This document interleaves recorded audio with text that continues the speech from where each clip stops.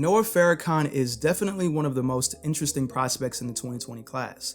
There's been a lot of confusion over the years on how a player like Noah, a once top 25 talent, is now not even considered a top 150 player in his own class. Now, rankings fluctuate every few weeks, so it's natural for some players to move down a few spots. But such a significant drop over the last 2 years raises some concerns. But let's make a few things clear. I've stated in videos before that rankings don't translate to success at the next level. So whether you're a 3-star recruit or a 5-star recruit really doesn't matter in the grand scheme of things. And for the people clowning Noah on social media for committing to East Carolina, I need y'all to understand that Noah is part of the 1% of high school hoopers blessed enough to play at the Division I level. Noah clearly picked the school that he thought was the best fit for him, and I think we all need to respect his decision. Now let's go back to the main point of this video. This is a full play breakdown on Noah based off of film during his senior year at the Patrick School. We'll be taking a look at his strengths and weaknesses, and from there maybe you can form your own opinion on how good Noah actually is.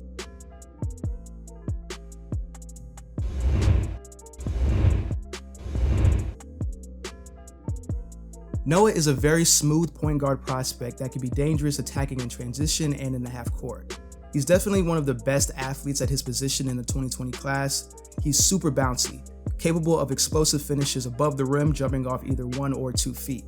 I really like his potential as a slasher. Noah can be really hard to contain one-on-one and attacking out of the pick and roll. He's one of the better change of pace attackers that I've seen at the guard position. He attacks very low to the ground and his handle allows him to get to anywhere he wants on the floor. I mentioned in my last breakdown on Noah how effective his floater game was, and it was good to see him utilizing his floater throughout his senior season, despite some inconsistency in the paint. Noah's soft touch on runners and floaters will really benefit him at the next level, finishing over bigs. He wasn't as aggressive getting to the basket his senior year as I would have liked to seen. Maybe the coach's offensive style didn't require Noah to get to the basket that often, but hopefully that didn't hurt his confidence as a slasher because he's way too talented to be restricted to the perimeter. So Noah still needs a lot of development as a point guard, but his court vision and passing ability gives me hope that he'll figure things out eventually. When Noah's not trying to score the ball, you could really see his potential as a floor general. He's made some terrific reads and passes in pick and roll situations and pushing the ball in transition. He also has some promise as a driving kick player as long as he continues to stay aggressive attacking the defense. Right now it looks like he just needs some good coaching. The talent is there, but he just needs someone to help him put the pieces together.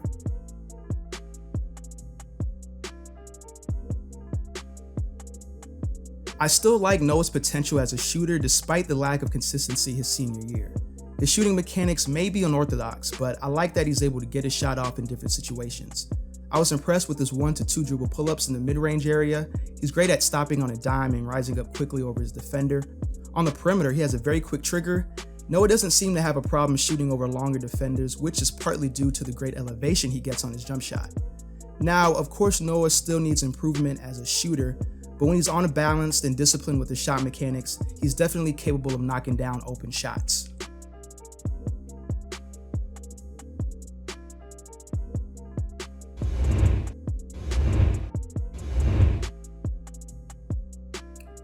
Noah will need to improve his shot selection from the field and his overall feel for the game as a point guard. Noah has a score-first mindset, but his offensive skill set isn't quite there yet for him to be taking the shots that he does. Most of his shots come from 10 to 15 feet away from the basket. In this area, he settles for a lot of difficult and awkward one-legged runners off the dribble. He also forces a lot of difficult pull-up jump shots that are off-balanced and rushed. I feel like he really never got a chance to find his groove offensively with this team. His minutes throughout the season were very up and down, to say the least.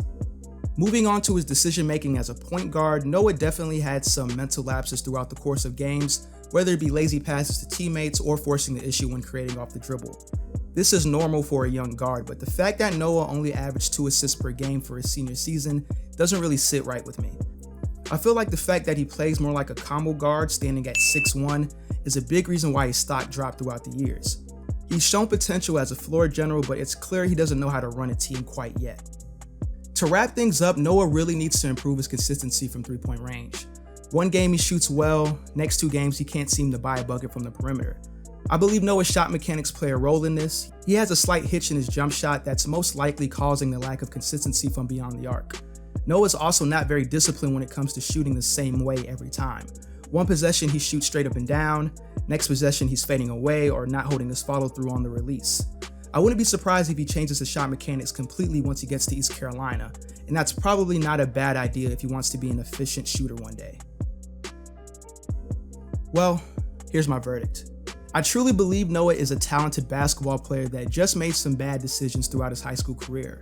It's normal these days for top-ranked prospects to transfer schools, but sometimes that's not the right move for everybody. It's almost night and day comparing IMG Noah to the Patrick School Noah. He was much more energetic and confident as a player in 2017 and in 2018. Noah seemed like a shell of himself his senior season, which is tough to see from a player so gifted.